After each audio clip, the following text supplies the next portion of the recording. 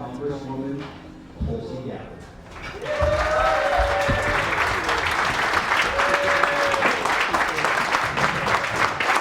Aloha! Thank you so much.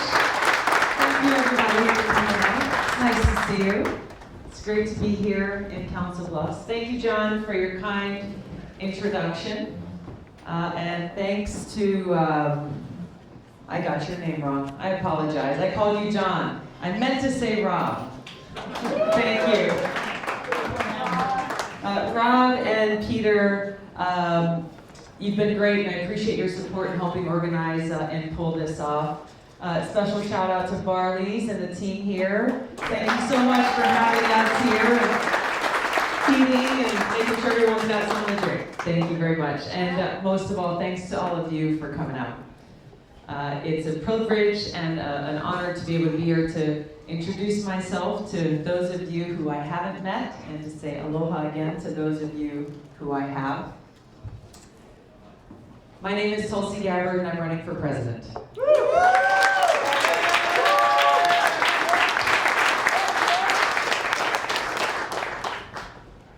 You know, we're at a place in our country that is very disheartening right now. We have self-serving politicians in Washington, people in positions of power, both in politics and in the media, greedy corporations who are tearing us apart for their own selfish interest, driving divisions between us, driving wedges between us for their own selfish gain, putting politics ahead of people, putting greed ahead of our well-being, putting their own cliques in media, trying to capitalize off of divisiveness rather than on bringing our people together to deal with and address the challenges that we face. The answer to these challenges lies in something in Hawaii that we call aloha. Because aloha is so much more than just hello and goodbye. What aloha really means, when I greet you with aloha or I come to you with aloha, what I'm saying is I come to you with a deep respect and with love and with care. Transcending and going beyond the things that make us unique, transcending the color of our skin, who we love, how much money we make, where we come from, how we worship. All of these things that those in positions of power are using to try to divide us, aloha brings us together because it recognizes that we are all children of God. It empowers us and inspires us to recognize that we are all brothers and sisters. And it teaches us that when we stand united, that when we stand together in this spirit of aloha, there is no challenge we cannot overcome. And the challenges are great. The obstacles sometimes seem insurmountable when we look at those forces that we are up against. But as we look throughout history, time and time again, we are shown, and it is proven, that it is only when we, the people, stand together, when we stand united in caring for each other and with love for our country, that we can truly make the kinds of systemic and big change that we know we need to see in this country, that puts the well-being of the people and our planet first.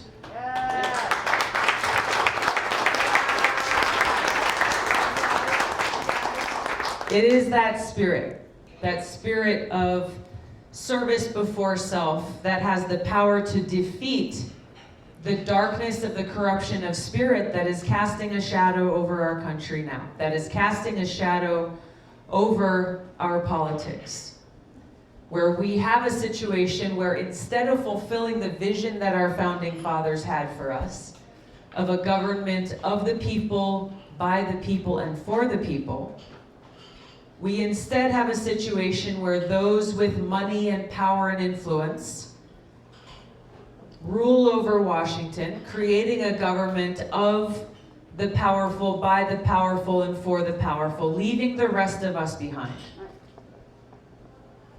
A government of the lobbyists and special interests, for those special interests, by those special interests, leaving our interest, the interest of the people, behind.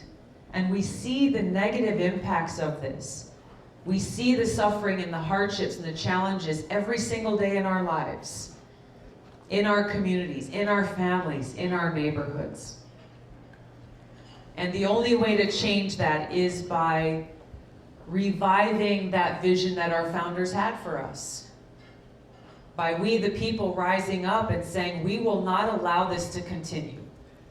We will not allow ourselves to continue to be abused and used by those who are continuing to push their own selfishness, for their own greed, their own power, ahead of everything else. Almost 15 years ago, I raised my right hand and made a promise. I took an oath and swore to serve our country. I enlisted in the Army National Guard.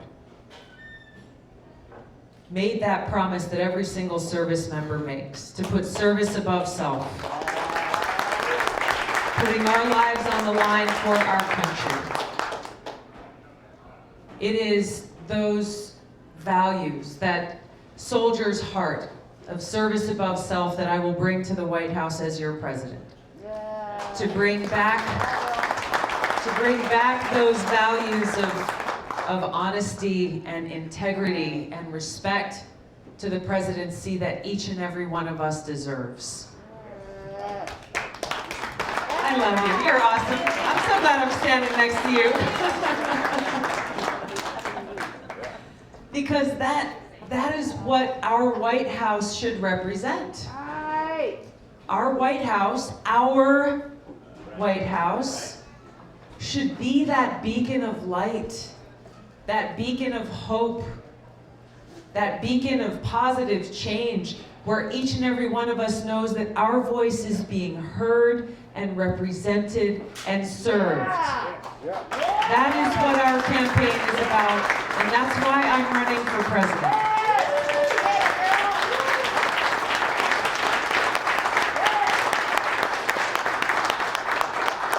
When we stand together, when we stand united in this spirit of service above self, we can bring about the big change that we know needs to take place. When we stand united, we know that we can bring about Medicare for all, to make sure that every single person gets the health care that we need. When we stand united, we can bring about the real change that we need to protect our planet, to make sure that every person has clean air and clean water to drink.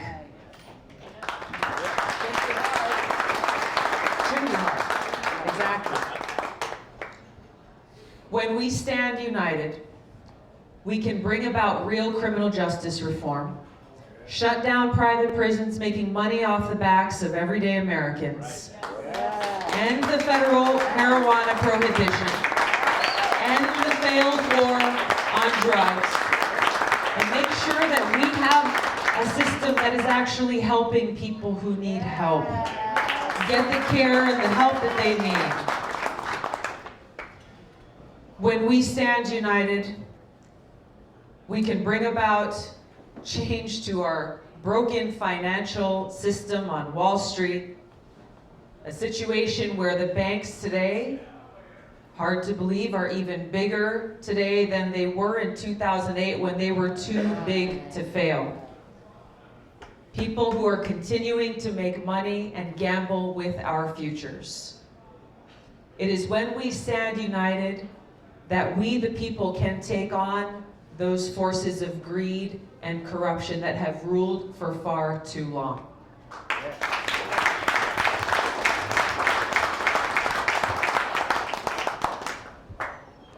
There are so many of these issues and challenges and needs that we have in our families and in our communities. And there is an issue that is central to all of these. There is an issue that is essential for us to address in order for us to provide and fulfill these needs And that issue is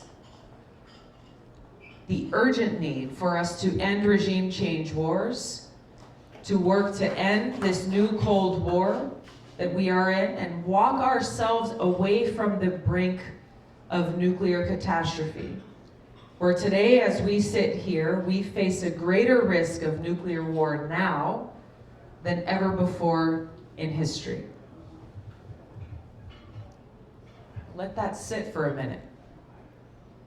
As we're sitting here in Council Bluffs, Iowa, we face a greater risk of nuclear catastrophe than ever before in history. Why is this so important? Why is it that every single place I go, every conversation I have, I bring up these issues? People say, Tulsi, why do you talk about that stuff? These are things happening in other places to other people. We have real issues here like healthcare and education and infrastructure that we need to address. Yes, we do. But I talk about these issues because as long as we continue spending trillions of your hard-earned taxpayer dollars on regime change wars, on new nuclear weapons, and this new arms race that's been kicked off by President Trump, withdrawing from this INF treaty that over 30 years ago did so much to bring down and reduce almost 3/4 of the world's nuclear weapons. As long as we are spending trillions of dollars on these wars, we are not spending those dollars on our health care, on our education, on paying our teachers, on rebuilding our roads. That's a fact. So there is no more domestic issue than ending our regime change wars, than bringing about an end to this new Cold War and this nuclear arms race, because until we do that, we cannot have what we need to address these challenges we have right here in our homes, right here in our communities.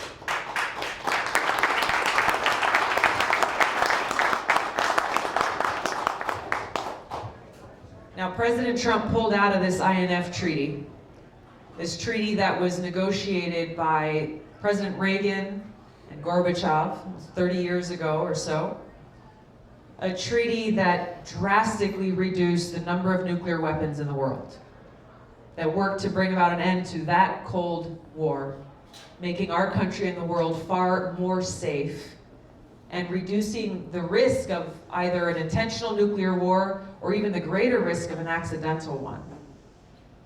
Now, as we look through history, as we have many of these nuclear weapons in the world, many of them on hair trigger alert, meaning they can be popped off within seconds, we have seen example after example of near misses of nuclear wars being kicked off on accident, nuclear wars that would literally destroy our planet. And so now with President Trump pulling out of this treaty, rather than choosing the right and courageous path of strengthening the treaty, trying to bring other countries like China into this treaty, he chose to walk away, putting our country and the world at greater risk. Increasing tensions between the United States and Russia and China, putting us at greater risk. Now, we know in a very real way what we're facing. Where just over a year ago in Hawaii, we all got a notice, a text message that came across over 1 million cell phones across our state. I was there. Were you really? That's the first time I ever heard your name. And here we are. But you were there. You got that message on your phone? Yep, I was, yeah. That message, it read, "Missile incoming. Seek shelter immediately. This is not a drill." That's exactly what it said. And so you and hundreds of thousands, nearly 1 million people in Hawaii at that moment, we're thinking we have minutes to live, right? Exactly right. Where do we go? It says seek shelter immediately, but where was the shelter? There's no nuclear bunkers, there's no fallout shelters. Where's he? Mauka. That's where we went. Exactly. Smart. That's a lot of my friends. They were piling their kids in their cars. For those of you who don't know, he's saying drive Malka. Malka means head to the mountains. Malka means head to the mountains. Thinking, hey, maybe there's a cave, maybe there's somewhere there that might keep my family and I safe.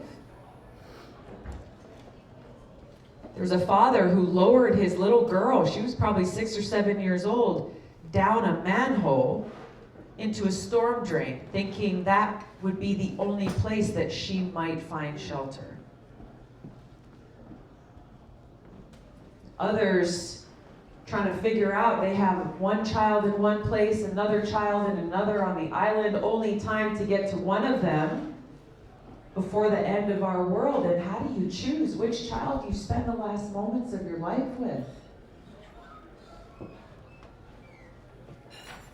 This is real. Now that alarm turned out to be a false alarm, but the reason why we all reacted the way that we did is because this threat is real. And it's real not just for the people of Hawaii, it's real for us here in Council Bluffs. It's real for us in every single community in this country, because our leaders have failed us.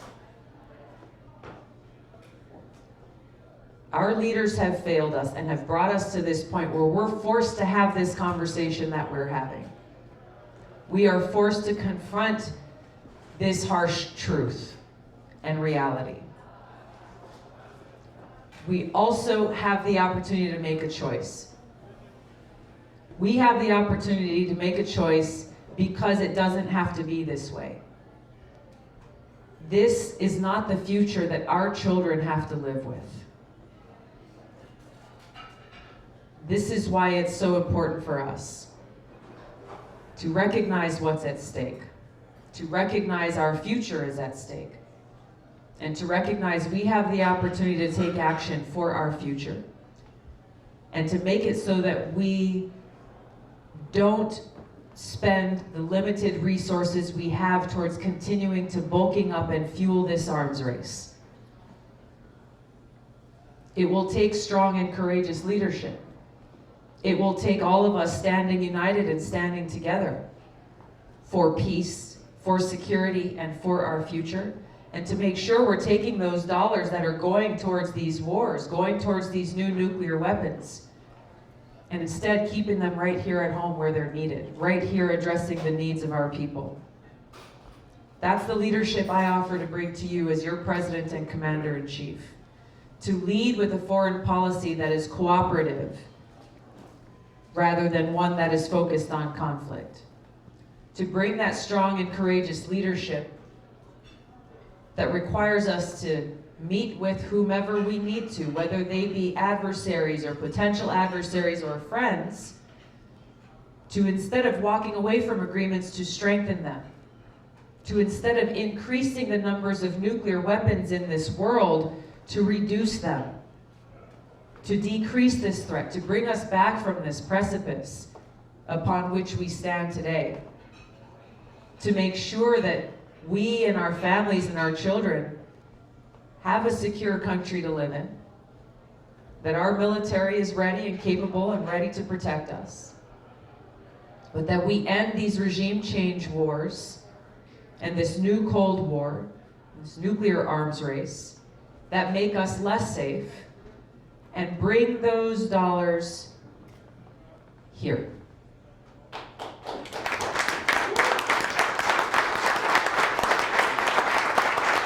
Because you want to see Medicare for All made into law, right? You want to see more investment in our teachers and our education system so our kids get the education they need. You want to see real change and real investment in a new green economy and renewable energy system. All of these things can and need to happen.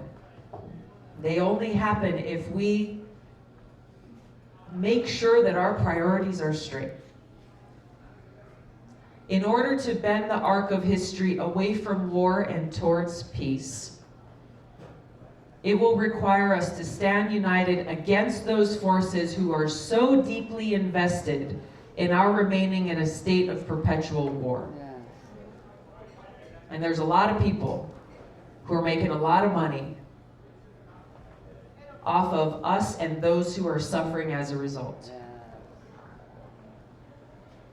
But what we have the power to do is to change that arc, change it away from war and towards peace, to fulfill our destiny of a new and bright path towards peace and prosperity for every American. And that's what I'm here today asking you to do. I'm asking you to join me in building this movement of peace both here at home and abroad, so that we can fulfill the vision of our country that our founders had for us and make sure that we have peace, prosperity, opportunity, justice, and freedom for every single American.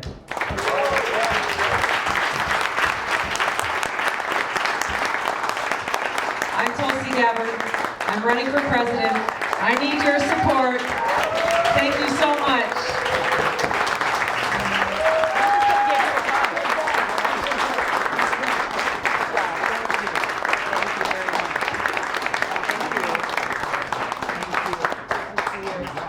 Thank you. There we go. Hello, my name is Peter Johnson. I'm from Sydney, Iowa, a small town about 45 miles south of here. Rodeo Town, USA, first week of August, come down. But I recently ran for Fremont County Supervisors, and it really demonstrated to me in a different way how important our political process is, and how important it is to keep our elected officials accountable and those seeking office, and how important it is to ask them questions. And so with that, we're going to begin with a few questions from the audience for Tulsi. Okay. So right here. Hi, my name is Sarah Pearson. First of all, thank you so much for what you said about ending nuclear war. My grandmother actually survived the war in Japan and came here to the Midwest and was able to build a life here. And I work for Housing Works, the nation's largest aid service organization, or community-based aid service organization. And the Ryan White CARE Act of the early 90s was absolutely crucial for us in allocating federal funding to local organizations like us on the ground to do that really important harm reduction work. Yes. There's legislation right now in Congress introduced by Representative Cummings in the CARE Act that would do the same thing.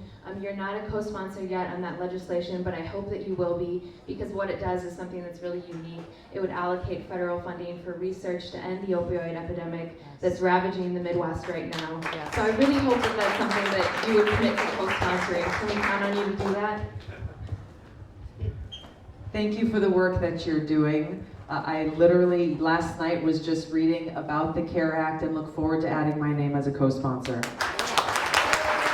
Thank you very much. Thank you. Thank you for your work on this. I want to just touch on this briefly because this opioid epidemic is ravaging so many of our communities and taking so many people's lives. And as I talked about our broken criminal justice system and our failed war on drugs, it is a travesty that we have people going through our criminal justice system for smoking a joint, while we have companies like Purdue Pharma who are laughing their way to the bank, making money off proliferating these highly addictive drugs that are ruining people's lives all across this country. They are the ones we need to be prosecuting. They are the ones we need to be holding accountable.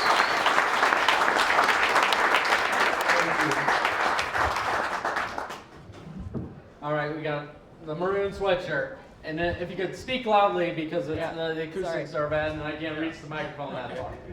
Congressman, you introduced Bill HR 3671, the OFF Act, is Yes. that right? Yes. And in it, I think you call for the elimination of fossil fuels by the year 2035. Yeah. Are you serious about that?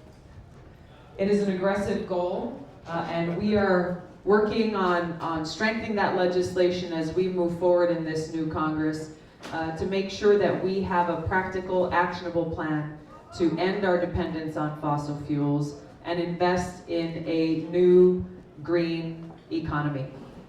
So much of this has to do with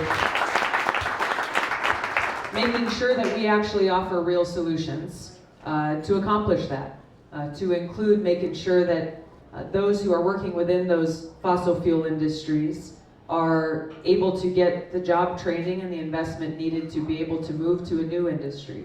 There is so much opportunity. I think you guys are seeing some of it here in Iowa as we look to make that transition towards renewable energy and off of fossil fuels.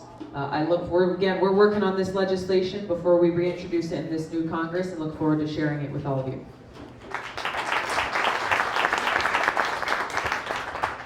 Hi, my name is Pearson. I'm actually a family physician here in rural Iowa, and I really appreciate what you shared about the opioid crisis. I'd share, we are a clinic that writes no opioids, no benzodiazepines for anybody beyond pre-op, post-op needs. No chronic medication, and that you can have a thriving practice that can work. So I commend you on that. Thank you for your leadership in that. My question has nothing to do with that. Okay. But you deserve that story. Somebody should know that. It can be done. You mentioned the criminal justice system and the prison labor system. Criminal justice reform, the systemic racism in our judicial system and our justice system is a huge mountain, I think, that we have to climb. Do you have specific plans to address more than just sentencing? How do we reform our criminal justice system in your mind? Sure, thank you. And you're right. Our criminal justice system is so broken, and there's so many layers of it that need to be completely overhauled and changed. Not just tweaks around the edges, but real systemic change. I'm working on my detailed plan and platform to do that, and we'll be releasing that, but I'll mention a few things. In addition to what I talked about before, bail reform is a major cash bail system is one that seriously needs changing. Some states are making those changes at the state level, but the federal level, we really need to address that. We need to, I just lost my train of thought there for a second.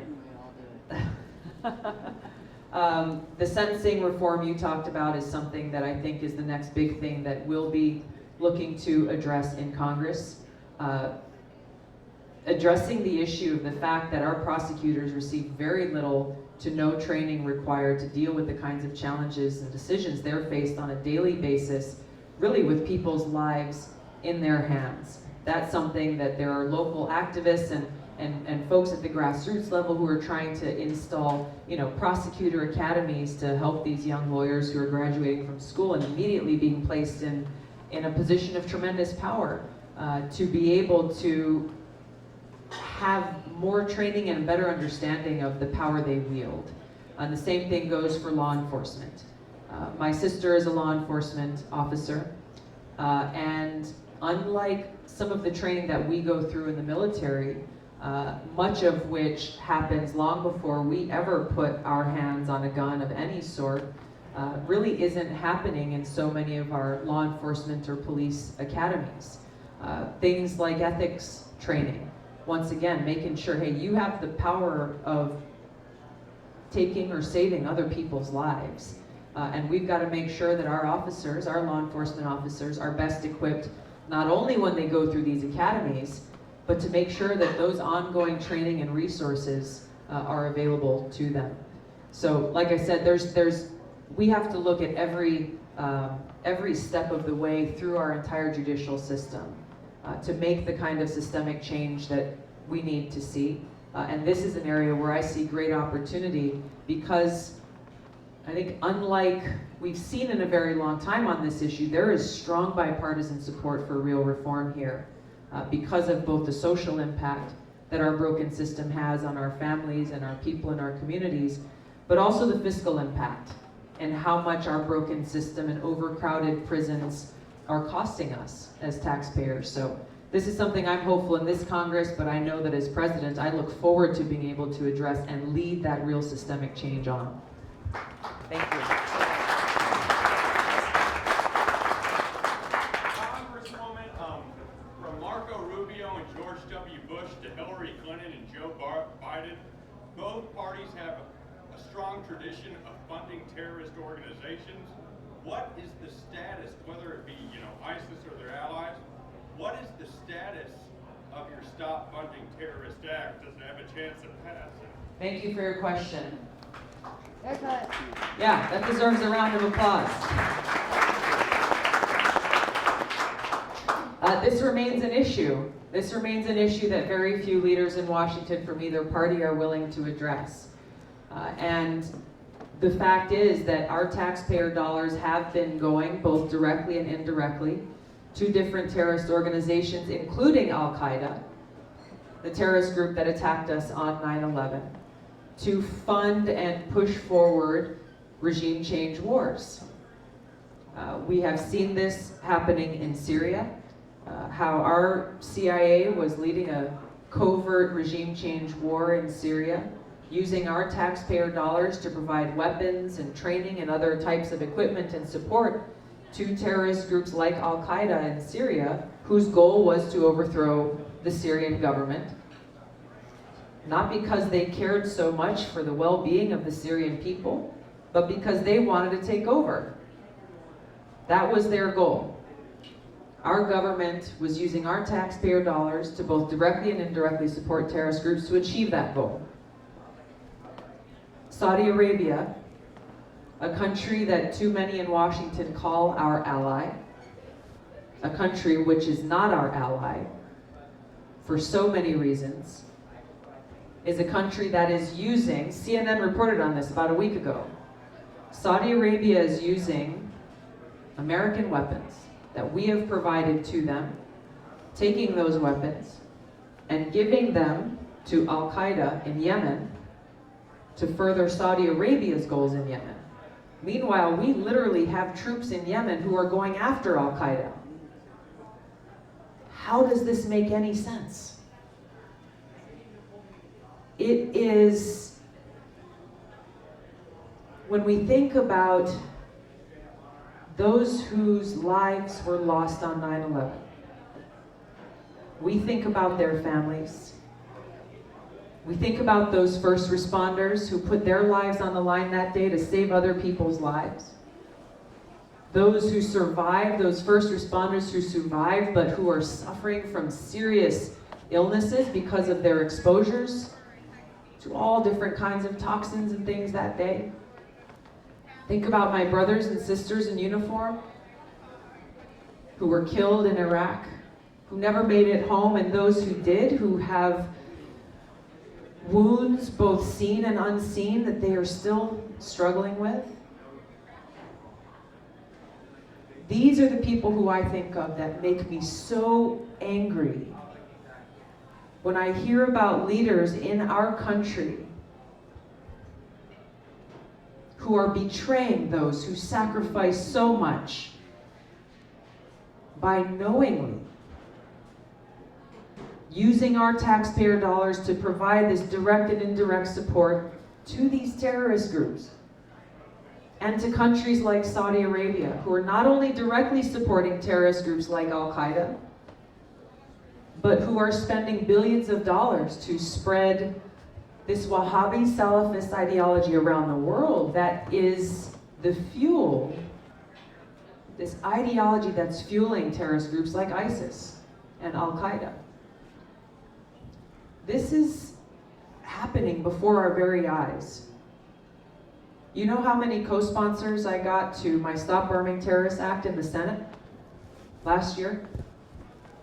Anyone want to take a wild guess? One. Rand Paul. One.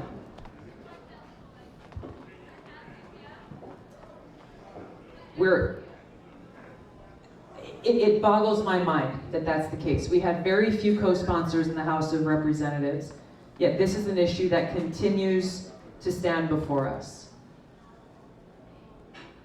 this is something that we continue to need to address. This is an issue that requires strong and courageous leadership, and that's the leadership I'm offering all of you in my hopes to serve you as president.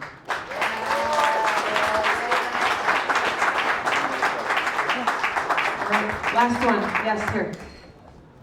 I've been a federal civil servant for the last 15 years, and obviously most recently we had the longest shutdown in history affecting the common man. Two-part question. One, did you continue to receive pay? And two, as president, what would you do to prevent situations like this from happening again? Thank you. Through every government shutdown, including the last one, I've returned my pay.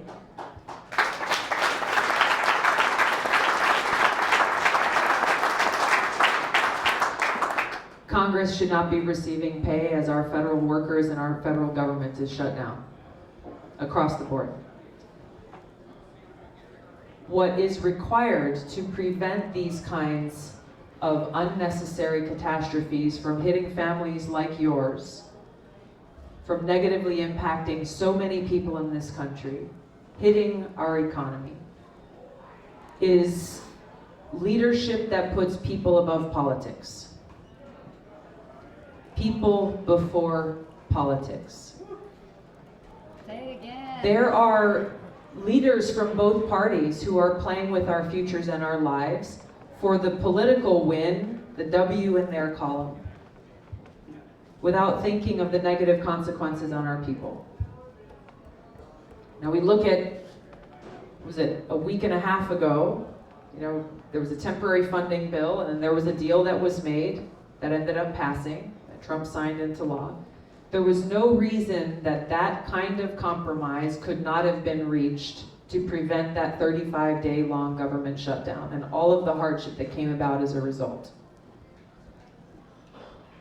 There are so many issues in Washington, unfortunately, that don't ever get resolved, that don't ever see the light of day. Because, too many Democrats say, well, if Trump and Republicans support that issue, I'm going to be against it, without ever actually looking at the issue itself.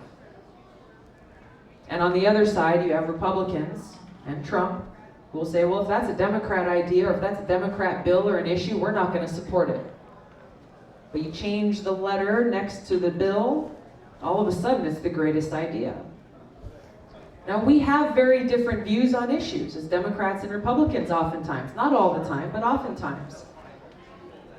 It is our responsibility as leaders to treat each other with respect, to be able to disagree without being disagreeable, and to always, always, always put the well-being of the people in our country before politics. Because that is why we are there. That is the mission that each of you gives us with your trust and your vote. And you expect, exactly. So that's the kind of leadership I'll bring as president. That's the kind of leadership I've shown throughout my time in Congress and working in a bipartisan fashion to put the well-being of our country first.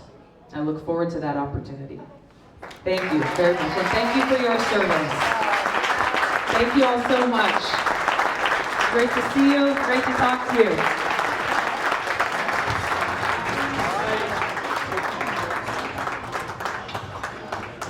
So if you want a picture with Congressman Gabbard, we'll form a line this way. And picture go in the back of the room. Yeah, absolutely. Thank you. What's your name? Ronnie. Nice to meet you. That's we're both on it. I know. He's Norman all the way. He's running for Senate. Awesome. Steve, right on. Norman, his wife, Chris. Cool, we'll take a picture in a minute. Right behind Josh. Thank you. In 3/4 of Iowa, we will be by 2021 100% wind energy. So now we export a lot of that, but inside those borders, we produce more than we use. So yeah. And so if somebody says, "Yeah, I'm not sure you can do that," That's so true. Thank you. Thank you.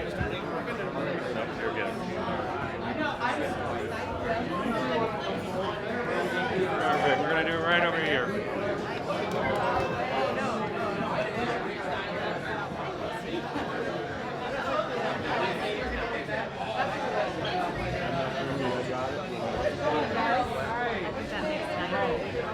It was 89 co-sponsors, now it's 90. Oh, okay, okay.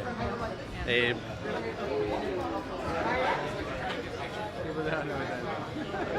What do you do over there in Sheridan? Wow. Yeah, it's gonna be. I think they're gonna talk to her at least without the cameras.